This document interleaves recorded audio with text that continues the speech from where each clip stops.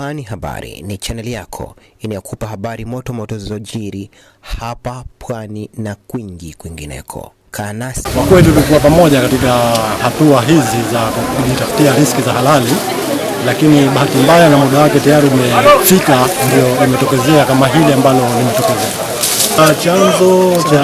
Chanzo cha ajali hii ni kwamba alikuwa yuko katika jitihada la kulifanyia maarifa jiwe lianguke.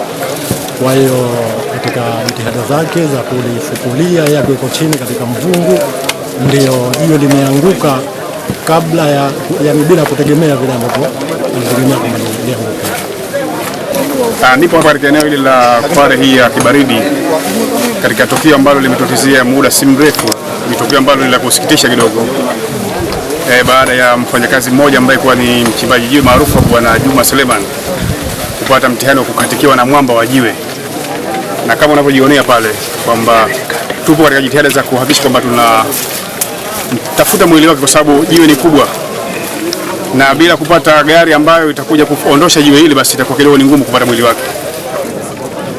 Hapa tulipo ni tokeo ambalo lililotokea mwanamchi wangu kuelemewa na mawe wakati yuko katika pushani za uchimbaji wa mawe. Lakini baada kama saa 4 niko ofisini, nikaipata taarifa na mwanamchi raia mwema, akanambia kuna kijana tayari ameshabebwa na mawe. Kwa hiyo kwa bahati nzuri, hatua ya kwanza nikafikia kuja kuangalia hali. Lakini baada ya kufika hapa, kwa kweli hali ilikuwa ni ngumu, kwa sababu nilikuwa kwa kweli nikiambaza kizima cha mawe. Mkuu wa operesheni zimamoto na uokozi zoni ya Pemba, mratibu mwandamizi Mbaruk Ali Juma, ameeleza hali ya zoezi la uokozi ilivyoendelea hadi kumfukua marehemu huyo akiwa tayari ameshafariki dunia.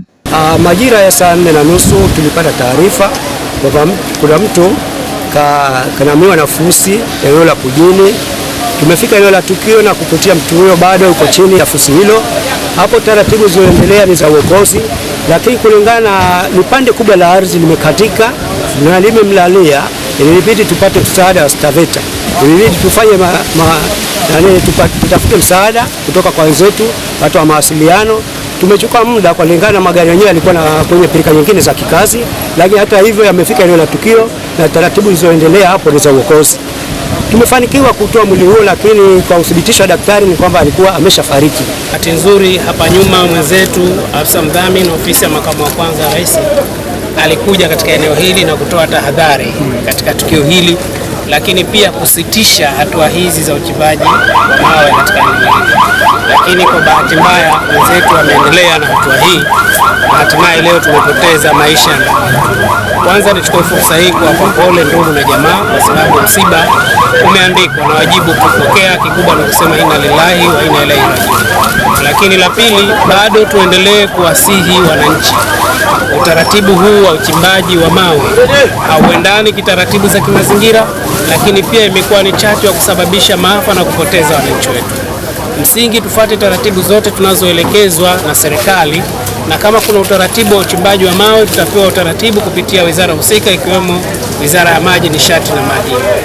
Hakika sote ni wa Mungu, na hakika kwake yeye bila shaka yoyote tutarejea. Muda na siku inabaki kuwa ni fumbo. Like, kushare, kucomment na kusubscribe ili kupata zaidi kutoka hapa Pwani Habari.